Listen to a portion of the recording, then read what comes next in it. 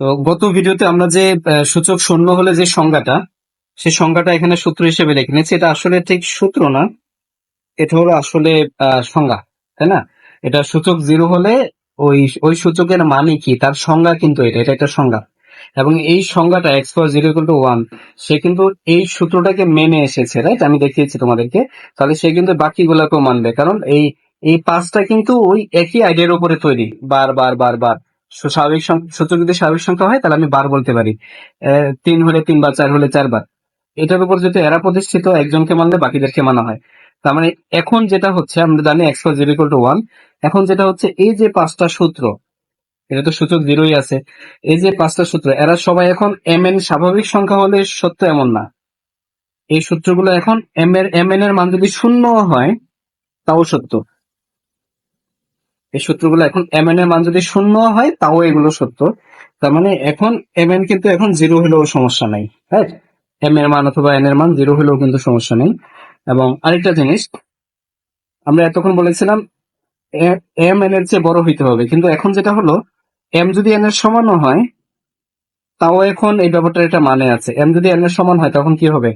তখন এম যদি এন এর সমান হয় তাহলে এটা জিরো হবে, এক্স পাওয়ার জিরো। তাহলে এখন সূচক যখন জিরো হয় তখন কিন্তু আমরা মানে জানি। তাহলে এখন কিন্তু এম এর মান যে খালি এম এর মান যে এন এর চেয়ে বড় হইতে হবে এমন না।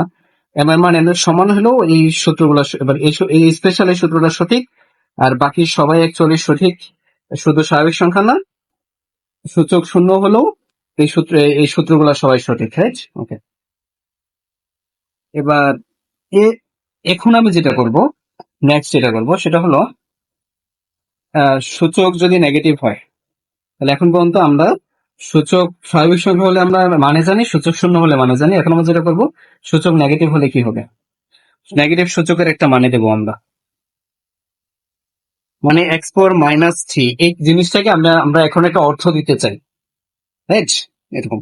তো অর্থ দেওয়ার জন্য আমরা কি করব, আমরা আগের মতো একই কাজ করব। অর্থটা এমন ভাবে দিতে হবে সে আগের সূত্রগুলোর কাউকে যেন সে মানে, আগের সূত্রগুলোর কাউকে না কাউকে যেন সে মানে, রাইট? সেটা তো কিভাবে দেবো দেখেন। তো একই কথা, আমি এক্স পাওয়ার এন কে একটা মানে দিতে চাই। মনে করেন এক্স পাওয়ার এন মানে কত, ঠিক আছে? এক্স পাওয়ার এন এর সংজ্ঞা দেবো আমি এখন, একটা অর্থ দেব। অর্থটা দেওয়ার জন্য আমি প্রথম সূত্রটাকে ব্যবহার করব,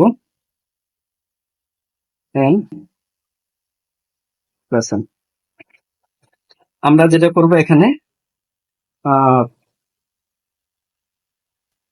এম এর মান হিসেবে মাইনাস এন বসাবো।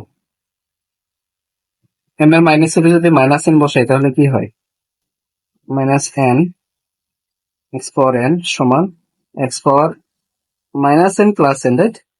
এখানে কি হচ্ছে, x power minus n x power n, এটা এক্স পাওয়ার কত, জিরো। তো অলরেডি আমরা জানি এক্স পাওয়ার জিরো, এক্স যদি জিরো না হয়, তো এক্স পাওয়ার জিরো কখন আমি ওয়ান লিখতে পারবো, তাহলে এক্স যখন জিরো না তখন, রাইট? তো ওয়ান লিখতে পারলাম।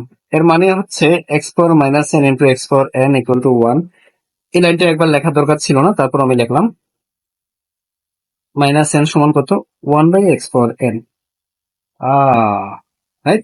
তো এক্স এর পাওয়ার যদি মাইনাস হয়, মাইনাস এন যদি মাইনাস হয়, মাইনাস এন যদি মাইনাস হয়, তারও একটা মানে কিন্তু এখানে দাঁড়াই হলো, কারণ মাইনাস এন যদি মাইনাস হয় তাহলে এন হবে প্লাস। মানে ব্যাপারটা এরকম, এক্স পাওয়ার মাইনাস থ্রি, এই সূত্রটা যদি মানে এক্স পাওয়ার মাইনাস থ্রি সমান কত, আমরা মুখস্থ একটা ওয়ান বসাই দেবো।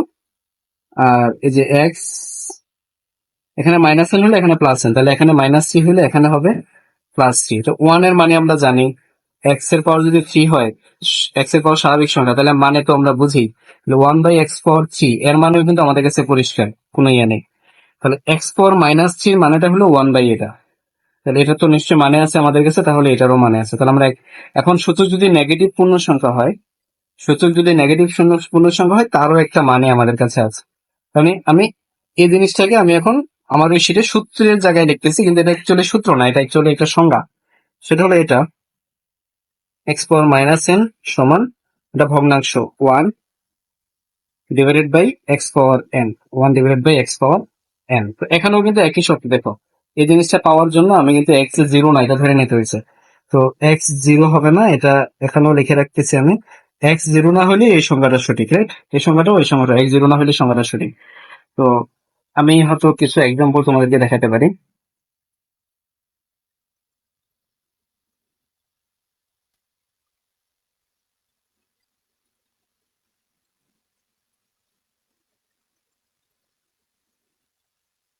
এবং যেহেতু এখন সূচক মাইনাস হলেও এর একটা মানে আছে, তাহলে এখন এম মাইনাস এন সেটা মাইনাস হলেও সমস্যা নেই।